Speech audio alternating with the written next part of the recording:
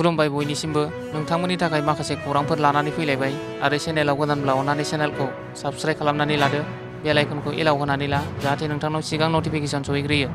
दानिया खोनासंलांदो। गिबि खौराङाव दङ सानै गथ'नि बिमा सनाथि बर'आ गोमानानै दं।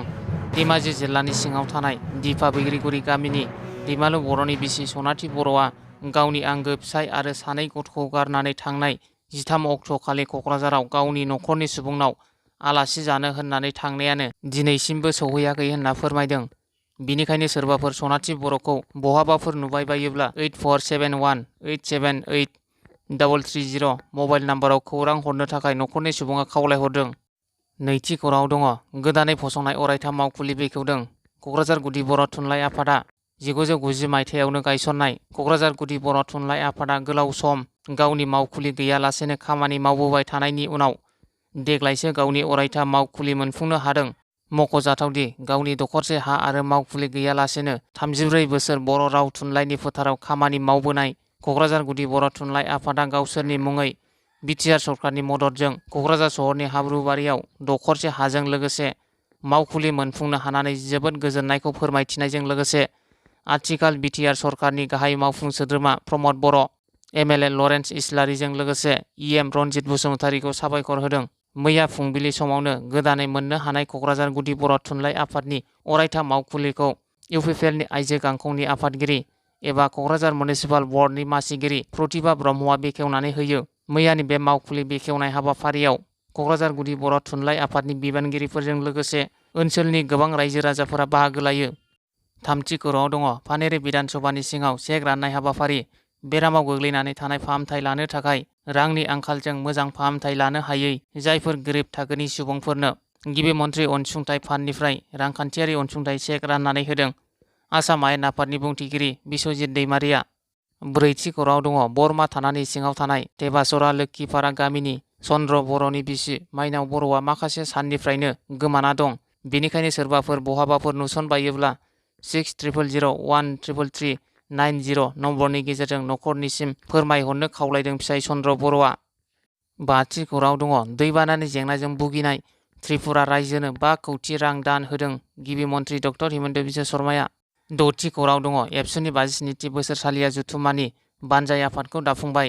दुलाराय बर' फरायसा आफादनि 57थि बोसोरसालिया जथुम्माखौ गलाघाटनि सिसुपानियाव जालांनाय 56थि थान्दै जख'न्थाइनि थान्दै मेलाव थांखि लानाय बायदियै देग्लाय जारिमिनारि दतमायाव खुंफुंनो थाखाय थि खालामदों। बेनिनो बोसोरसालिया जथुम्मानि बानजाय आफादखौ मैया दतमा गोजौसिन फरायसालियाव सावरायमेलनि गेजेरजों दाफुंनाय जायो।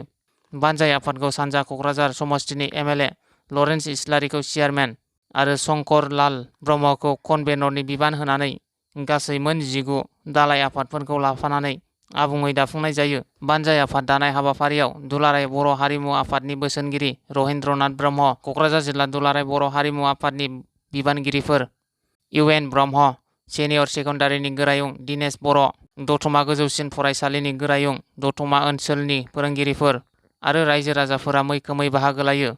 मख'जायोदि दुलाराय बर' फरायसा आफादनि 57थि बोसोरसालिया जथुम्माजों लोगोसेनो क'क्राझार जिल्ला एबसुनि 56थि थान्दै जख'न्थाइयाबो खुंफुंजागोन। स्निथि खौराङाव दङ रायमना माहारियारि पार्कआव बेरायनो फैग्रा दावबायारिफोरनि थाखाय मोनसे गोजोनथाव खौरां। रायमना माहारियारि पार्कआव बेरायनो फैग्रा दावबायारिफोरनि सुबिदाखौ नोजोर लाखिनानै मैया रायमना माहारियारि पार्क सेराव थानाय रायमना बाजाराव दैमालु नार्जारी मुंनि सासे लाइमोना गोदानै बाटारफ्लाइ मुंनि गंसे रिजर्ट एन्ड रेस्टुरेन्ट खुलिदों। बे रिजर्टखौ इउपिपिएल दोलोनि नेहाथारि समनाथ नार्जारीया बेखेवनानै होयो। मिथिनो मोननाय बादिब्ला बे रिजर्टआव नोंथांमोना थानायनि सुबिदाजों लोगोसे खुदियाफोरनि गेलेग्रा, गथ'सा पार्क आरो गोबां जाग्रा आदारफोरखौ मोननो हागोन। दाइनथि खौराङाव दङ 32 नं बेरगाव बिटिसि बियाबनि सिङाव थानाय हांस्रा बिसिडिसिआव शीतल षष्ठी उरिया बस्ती गामिनि गासै सा 200निबो बारा सुबुंफोरा इएम दावबायसा बर'नि नुजाथिनायाव इउपिपिएल दोलोआव जयेन जायो। बे बियाबनि सिङावनो आतारिकाट बिसिडिसिआवबो बिपिएफजों लोगोसे गुबुन गुबुन दोलोनि गोबां सुबुंफोरा ज'यै इउपिपिएल दोलोआव आखाइ हमफैदों। बे हाबाफारियाव इएम दावबायसा बर'जों लोगोसे बेरगाव ब्लक इउपिपिएलनि गोबां दैदेनगिरिफोरा बाहागो लायो। गुथि खौराङाव दङ मिरु दुलाराय बर' हारिमु आफाद आरो सालबारि जिल्ला दुलाराय बर' हारिमु आफादनि बानजायनायाव मोसानाय मावबादा बानजायदों।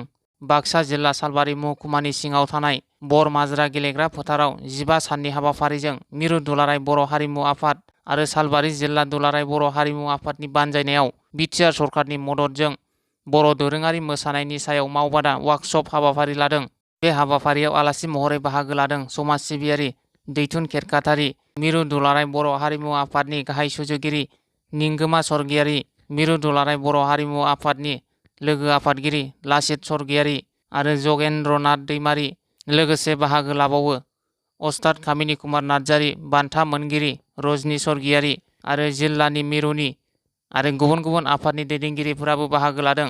10थि खौराङाव दङ गसाइगावनि बर' बादायाव गासै 53 क्लाबफोरनो मैया फुटबल गेलेनायाव नांगौ जानाय मुवाफोर राननानै होदों।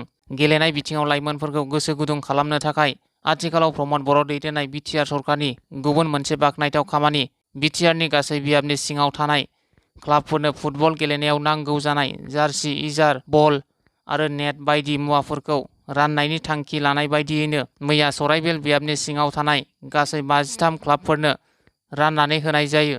बे हाबाफारियाव बारग' एमएलए हेमेन्द्रनाथ ब्रह्म, एमएलए जिरन बसुमतारि, मिरु इउपिपिएल दोलोनि नेहाथारि फारियै समनाथ नार्जारि, फ्रान्सिस टप, गसाइगाव जिल्ला इउपिपिएल दोलोनि लाइमोन गांखंनि आफादगिरि राजिब मुसाहारि, नेहाथारि सोमखोर ब्रह्म, बिथांमोनजों लोगोसे गसाइगाव जिल्ला इउपिपिएल आरो सराइबिल ब्लक इउपिपिएल दोलोनि गोबां दैदेनगिरि बिथांमोना बाहागो लायो आरो बे हाबाफारिखौ गसाइगाव जिल्ला लाइमोन इउपिपिएल दोलोनि बानजायनायाव खुंफुंनाय जायो।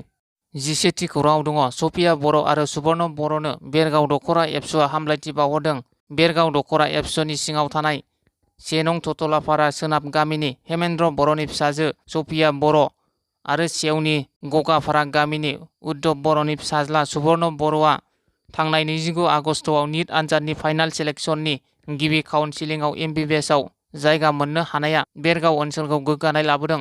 सफिया बर'आ तेजपुर मेडिकेल कलेजाव आरो सुबर्ण बर'आ Diphu medical college and hospital डिफुआव एमबिबिएसआव मुं थिसननो सायख'जानायखौ बेरगाव दख'रा एबसुनिफ्राय गोजोननाय आरो गाहाम हामलायथि बावहरदों। 12थि खौराङाव दङ क'क्राझारनि परबतजरायाव थानाय काजिगावनि न'ब्लाङाव परबतजरा जिल्ला लाइमोन इउपिपिएल हानजाया ओनसोलनि मोन 50 क्लाबफोरनो जोलुर राननानै होदों। बे हाबाफारियाव मिरु इउपिपिएलनि दैदेनगिरि आशराफुल हक आरो टिसिएलसिसिनि मासिगिरि उत्तम हाज'वारिजों लोगोसे परबतजरा जिल्लानि आफादगिरि प्रसेन कुमार ब्रह्म आरो नेहाथारि सलिम आहमेद खानआ बाहागो लादों। 13थि खौराङाव दङ 2024 मायथाइयावनो बिटिआर गोरोबथानि दफाफोरा आबुङै मावफुंजायाब्ला 2025 मायथाइनि फेब्रुवारि दानाव खुंफुंजानो गोनां एबसुनि बोसोरसालिया जथुम्मानि थान्दै मेलाव गुबुन मोनसे गोख्रों बिथांखि लागोन होनना एबसुनि गाहाय नेहाथारि कनिन्द्र बसुमतारिया बुंथिदों। बिथांनि गोख्रों बाथ्राखौ भिडिअनि गेजेरजों ससे खोनासंलांदो।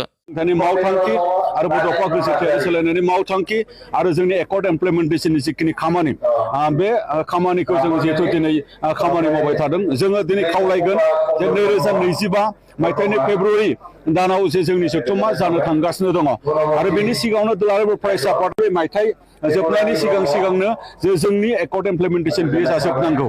जोङो खावलायगोन दिनैबो नैबे आरसि कमिटि दानायनि गेजेरजों दुलाराय फरायसा आफादा 57थि जथुम्मा खुंनो थांगासिनो दङ 2025 मायथाइनि फेब्रुवारि दानाव आरो जोङो मोनसे खावलायनानै दोनदों जे 2024नि गेजेराव जे जोंनि एकर्ड इमप्लिमेन्टेसननि खामानिया जोबजोबनांगौ। जुदि जोबाब्ला बे जथुम्मानि गेजेरजोंनो दुलाराय फरायसा आफादा मैखोम माबा मोनसे थांखि जोङो लाथारनांगोन। बेखिनि बाथ्राफोरखौ जोङो दिनै जोङो सानदों। दा बेखायनो आं गोबां बाथ्रा बुंनो लुबैयाखै। दिनै जायफोर बिथांमोना जोंनि आरसि कमिटिनि बिबान लाबाय बिथांमोननिसिम आं रोजा रोजा साबायखर बावदों। बिथांमोननियाव जोंहा मोनसे बिसास दङ, मानो होनबा बिथांमोना एक्सपिरियेन्स, बिथांमोना बड'फानि समनि आन्दलनाव दुलाराय फरायसा आफादनि बिबान लाबोनाय, बिथांमोना आन्दलनाव मैखोमै बाहागो लाबोनाय दैदेनबोनाय आरो बिथांमोना बायदि आफादनि बिबान लानानै खामानि मावनाय एक्सपिरियेन्स दैदेनगिरि बिथांमोनखौनो लानानै जोङो दिनै बे बानजाय आफादखौ बा गुबुन गुबुन साब कमिटिखौ जोङो दानानै लानो हादों। बेखायनो बिथांमोननि राफोद खामानि मावनाय आरो रायजो राजानि मोनसे अनसायनाय, बे अनसायनायनि गेजेरजों बे जथुम्माखौ खुंनायनि गेजेरजों दुलाराय फरायसा आफादखौ गोख्रोंसिन खालामनाय आरो दुलाराय फरायसा आफादा गोख्रोंसिन महर लानायनि गेजेरजों हारिनि रैखाथि आरो थामोनथानि थाखाय साबसिन खामानि मावलांनो हागोनखौ आं मिजिंथिदों। गोजोन्थों।